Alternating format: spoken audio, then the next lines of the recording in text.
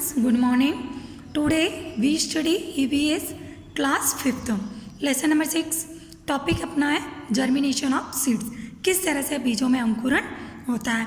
The growth of A baby plant, जो एक पौधा बनता है उसकी ग्रोथ जो होती है वो किसके द्वारा होती है, सीड. और बीजों के द्वारा जब एक नया पौधा बनता है तो उसी को अंकुरण कहते हैं. A seed need the right.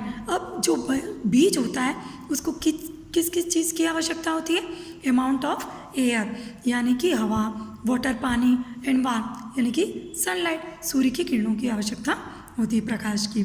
आपको ये प्रैक्टिकल करना है. कैसे करना है, ड्राई ग्राम सीड लेने, सूखे बीज, वाटर पानी लेना है. इसके बाद 4 बाउल्स लेने हैं, सॉइल एंड ऑयल. चारों बाउल्स में अपने को क्या करना है, मिट्टी डाल देनी है और चारों में बीजों को भी डाल देना है.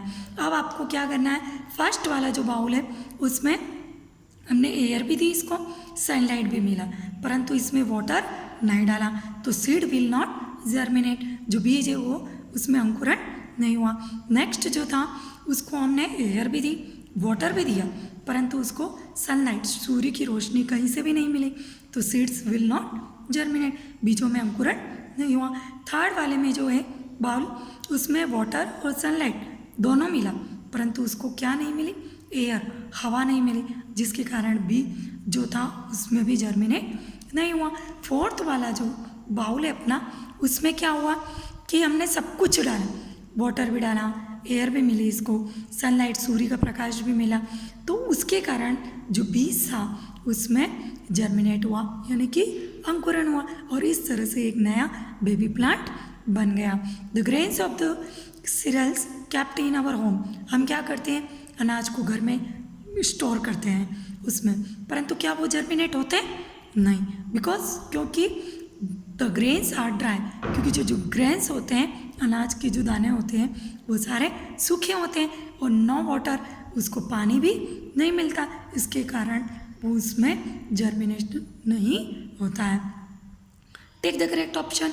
Most of the plants reproduce through. अधिकतर जो प्लांट्स होते हैं वो किसके थ्रू रिप्रोड्यूस होते हैं, सीड, बीज के कारण होते हैं. What is necessary for the germination of a seed. क्या क्या आवश्यकता होती है जर्मिनेशन के लिए सीड के, तो एयर, वाटर और वार्मथ. तो all of this. Dispersal of seed.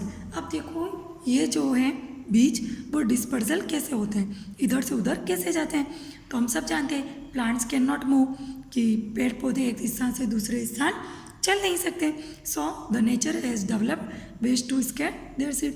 इसलिए जो प्रकृति है उसके विकास के लिए इन्होंने इधर उधर बिखरना, उसके थ्रू ये बिखरते हैं और इसके थ्रू जब बिखरते हैं ये अपने पेरेंट प्लांट से अलग होते हैं तो उसी को डिस्पर्सल ऑफ सीड कहा जाता है.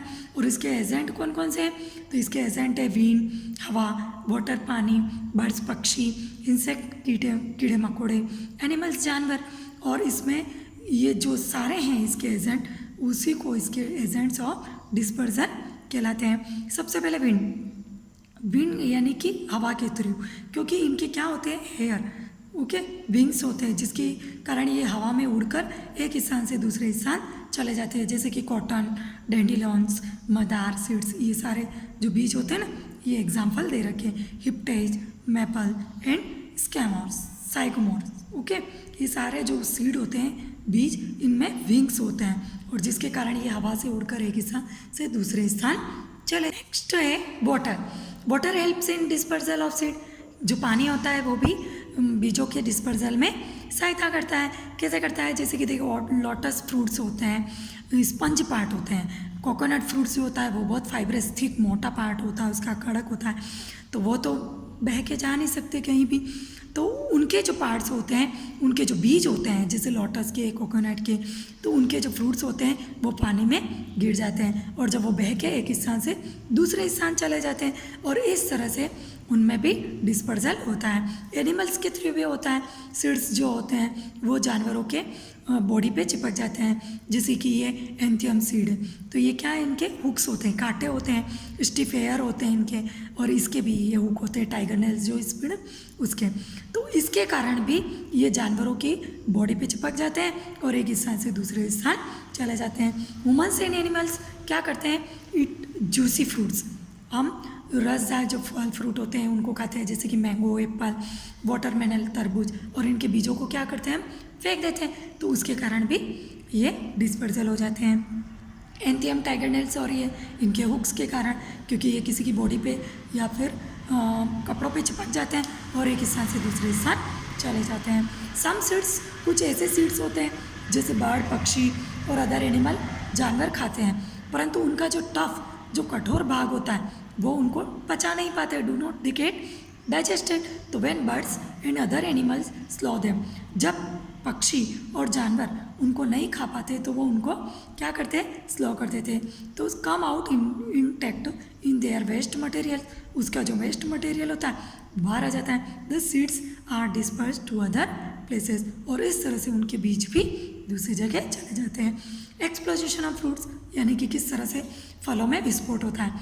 आपने जैसे मटर की फली खाई होगी, तो मटर की फली हम जैसे ही खोलते हैं, चवले की फली, मटर की फली, तो उनके सारे दाने क्या होते हैं, विस्फोट, अचानक से बिखर जाते हैं, और जब ये बिखरते हैं तो कहीं भी गिर जाते हैं, और इस तरह से उनमें भी डिस्पर्जन हो जाता है। Thank you childrens, next tomorrow.